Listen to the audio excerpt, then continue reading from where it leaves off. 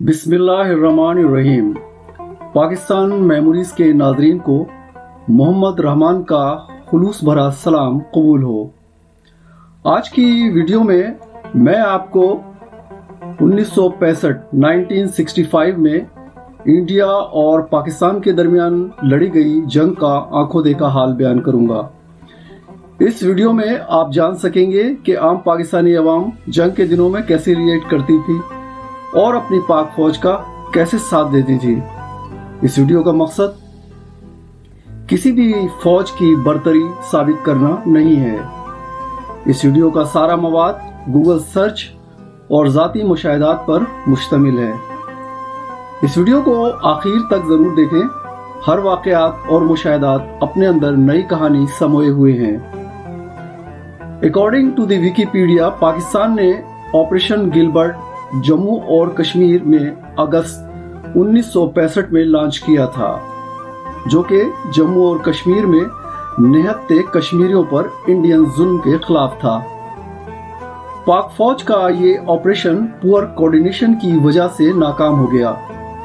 जब इंडिया को इस ऑपरेशन की इत्तला मिली तो इसने वेस्ट पाकिस्तान पर पूरी तरह हमला करने का फैसला कर लिया। याद रहे, इस वक्त पाकिस्तान की आबादी ईस्ट पाकिस्तान और वेस्ट पाकिस्तान को मिलाकर 10 करोड़ हुआ करती थी। इस तरह अगर वेस्ट पाकिस्तान की आबादी को ही शामिल किया जाए तो लगभग 5 करोड़ थी। 6 सितंबर 1965 को शुरू होने वाली ये जंग दोनों मुल्कों के दरमियान 17 दिन जारी रही। अब आते हैं जंग के दरमियान अपने होने वाले कुछ मुशाहिदात की। उस वक्त मैं दूसरी क्लास में पढ़ता था। 6 सितंबर 1965 को जब उस वक्त के सदर अयूब खान ने शाम को रेडियो पर खिताब किया और कौम को आगाह किया कि इंडिया ने पाकिस्तान पर हमला कर दिया है। मेरे अजीज हमवतनों, अस्सलाम वालेकुम। 10 करोड़ पाकिस्तानियों के इम्तिहान का वक्त आ पहुंचा है। आज सुबह सवेरे हिंदुस्तानी फौज ने पाकिस्तान के इलाके पर लाहौर की जानिब से हमला किया। हिंदुस्तानियों ने लाहौर के दिलेर और बहादुर लोगों को सबसे पहले ललकारा है। तारीख में लाहौर के दिलेरों का नाम हमेशा जिंदा रहेगा। पाकिस्तान टेलीविजन ने 1964 में एक साल पहले ही तकरीबन अपनी नशियात का आगाज किया था। तो टेलीविजन उस तरह आम नहीं था। लोग शाम को 8 या 9 बजे की खबरें रेडियो पर सुनते थे। हमारे मोहल्ले में रेडियो सिर्फ एक साहब के पास हुआ करता था, जो कि अपना रेडियो खबरों के टाइम लेकर आते और सारे मोहल्ले के बुजुर्ग एक जगह जमा होकर खबरें सुनते थे।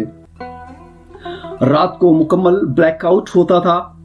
हवाई हमले की सूरत में सायरन बजाए जाते थे।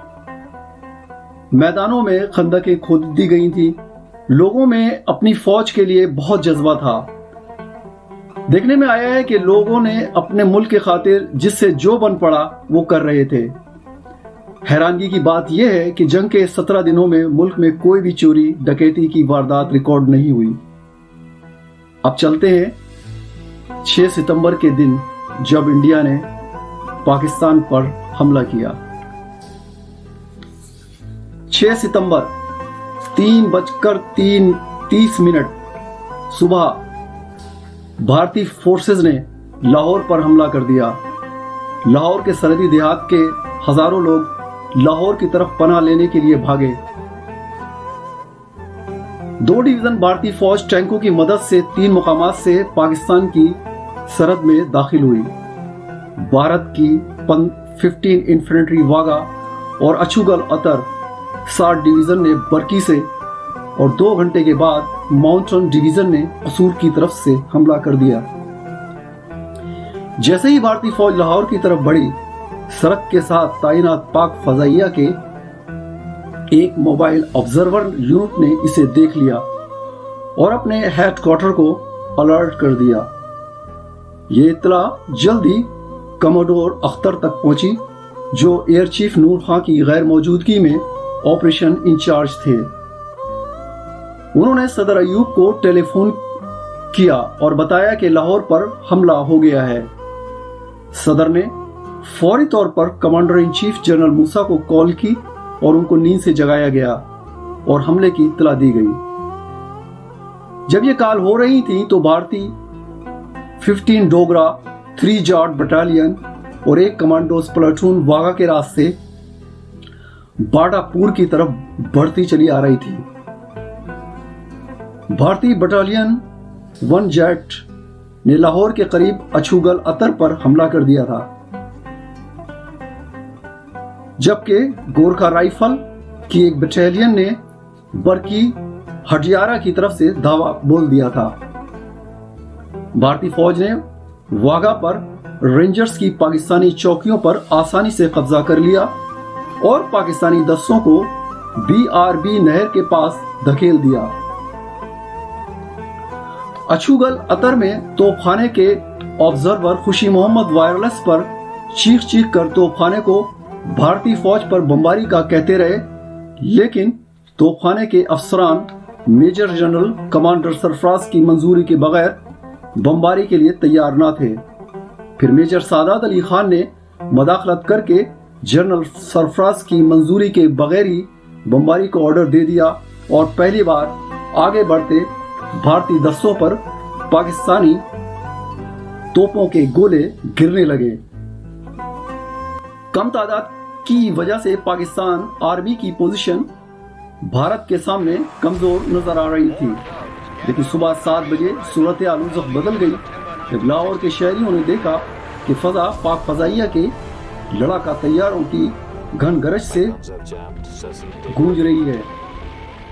اب دن کی روشنی پھیل چکی تھی اور واگا سے آتے ہوئے بمباری بھارتی ٹینک اور گاڑیاں صاف دکھائی دے رہے تھے اور پاکستان طیاروں کے لیے یہ ایک آئیڈیل ٹارگٹ تھے۔ پاک فضائیہ ان ٹینکوں اور گاڑیوں کو تاک کر نشانہ بنانے لگی۔ دیکھتے ہی دیکھتے بھارتی ٹینک، گاڑیاں، توپیں شوروں کی لپیٹ میں آ گئیں۔ پاکستانی طیاروں کی شدید بمباری نے 15 ڈوگرا 3 جاٹ نے تباہی مچا دی اور ان کی دونوں بھارتی بٹالین کی پیش قدمی رک گئی۔ 9 بجے کے قریب 3 جاٹ نے دوبارہ پیش قدمی شروع کی تو پاکستانی لڑاکا طیارے پھر ان پر ٹوٹ پڑے۔ اس بار 3 جاٹ کی سپلائی گاڑیاں بھی تباہ و برباد کر دی گئیں۔ پاک فضائیہ کی خوفناک بمباری سے 15ویں بھارتی ڈویژن کی کمانڈر میجر جنرل مرندر پرساد اتنا گھبرائے کہ انہوں نے مغربی کمان کے سربراہ ہربخش سنگھ کو وائرلیس پر کہا کہ ان پر پاکستان کی 2 ڈویژن فوج نے حملہ کر دیا ہے اور وہ پیچھے ہٹنے پر مجبور ہیں۔ جنرل ہربخش سنگھ خود گاڑی میں بیٹھ کر وہاں پہنچے تو دیکھا کہ سڑک پر ہر جگہ بھارتی گاڑیاں جل رہی تھیں۔ بہت سی گاڑیوں کے ڈرائیور انہیں چھوڑ کر بھاگ گئے تھے۔ پاک فضائیہ کی بمباری سے سڑک پر گہرے گڑھے پڑ گئے تھے اور لڑاکا طیارے ابھی بھی فضا میں پرواز کر رہے تھے۔ بھارتی میجر جنرل مرندر پرساد اور بریگیڈیئر پھاٹک خود پاک فضائیہ کے خوف سے گنے کے کھیت میں چھپے ہوئے تھے۔ جنرل پرساد نے اپنی وردی پر لگے بیج بھی اکھاڑ دیے تھے تاکہ پاکستانی فوجی اگر انہیں زندہ گرفتار کر لیں تو ان کے اصلی عہدے کی شناخت نہیں ہو سکے۔ کہا جاتا ہے کہ بھارتی بٹالین 3 جاٹ BRB نہر عبور کر کے باٹا پور میں داخل ہو گئی تھی اور اس نے باٹا شو فیکٹری پر قبضہ بھی کر لیا تھا، لیکن پاک فضائیہ کی شدید بمباری اور اپنی سپلائی لائن تباہ ہونے کی وجہ سے، اپنے افسروں سے رابطہ نہ ہونے کی وجہ سے یہ بٹالین تنہا رہ گئی۔ بھارتی فوجیوں کو یہ خوف لاحق ہو گیا کہ اب وہ پاکستانی فورسز کے گھیرے میں نہ آ جائیں، چنانچہ 3 جاٹ پیچھے ہٹ گئی، لیکن پیچھے ہٹتے ہوئے وہ لاہور کی ایک ڈبل ٹیکر بس اور باٹا فیکٹری سے بہت سے جوتے اپنے ساتھ لے گئی۔ یہ بس امرتسر لے جائی گئی اور وہاں بھارتی میڈیا نے اعلان کر دیا کہ لاہور پر بھارتی فوج کا قبضہ ہو گیا ہے۔ یہ خبر بھارت سے لے کر BBC نے ایک بار چلا دی، لیکن ظاہر ہے کہ یہ بھارتی عوام کے لیے ایک پرونڈے سے کم نہیں تھا۔ لاہور کے محاذ پر 3 جاٹ کے پیچھے ہٹنے کے بعد پاک فوج کی 3 گروش بٹالین نے باٹا پل पर पोजीशन संभाल ली और ये रास्ता भारतीय फौज के लिए बंद कर दिया गया। ये भी कहा जाता है कि भारत की 3 जाट कभी भाटापुर पहुंच ही नहीं सकी थी, बल्कि बाटा फैक्ट्री पर कब्जे की कहानी सिर्फ एक दास्तान है। Retired major general Shafiq Ahmed, जो कि खुद चवंडा के मुहाज पर इंडियन आर्मी से लड़ रहे थे, अपने एक इंटरव्यू में बताते हैं कि लोग समझते हैं कि चवंडा के मुहाज पर टैंकों की सबसे बड़ी जंग लड़ी गई।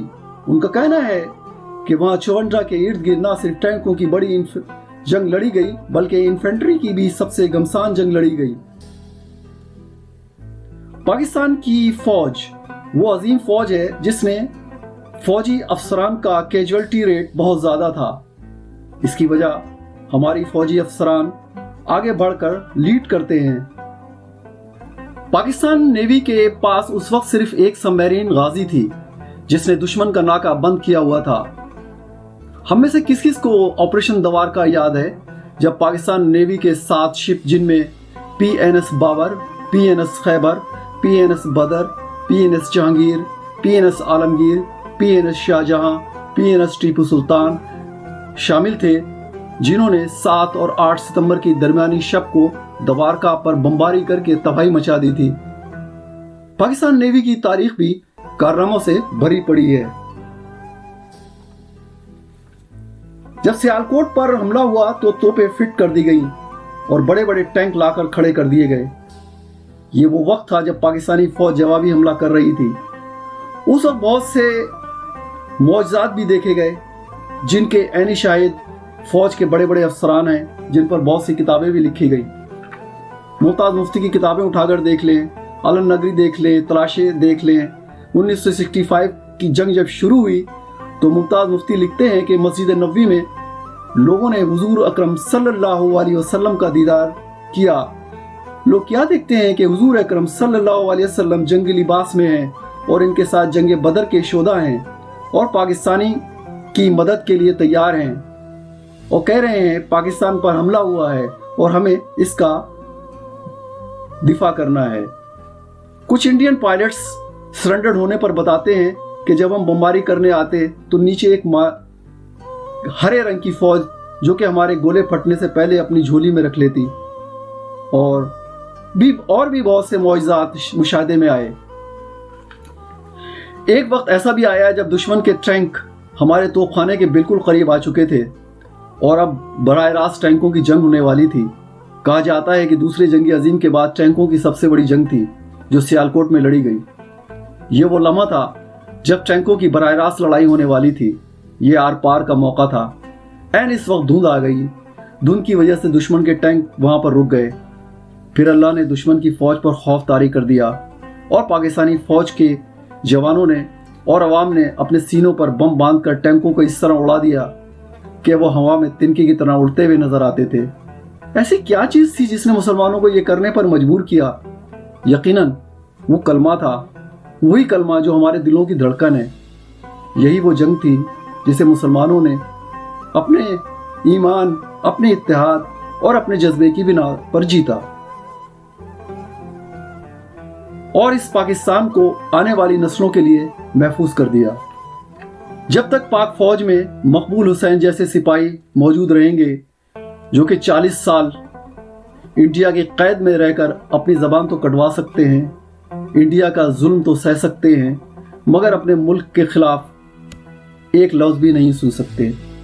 पाक फौज हमारा फ़ख्र है। अल्लाह पाक पाकिस्तान और पाकिस्तान की फौज को कायम और दायम रखे।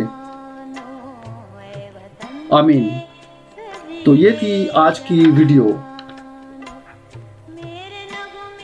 इस चैनल का मकसद खास व आम में, खुसूसन नौजवान नस्ल में अपनी तारीख, सकाफत, तर्ज ज़िंदगी को उजागर करना है।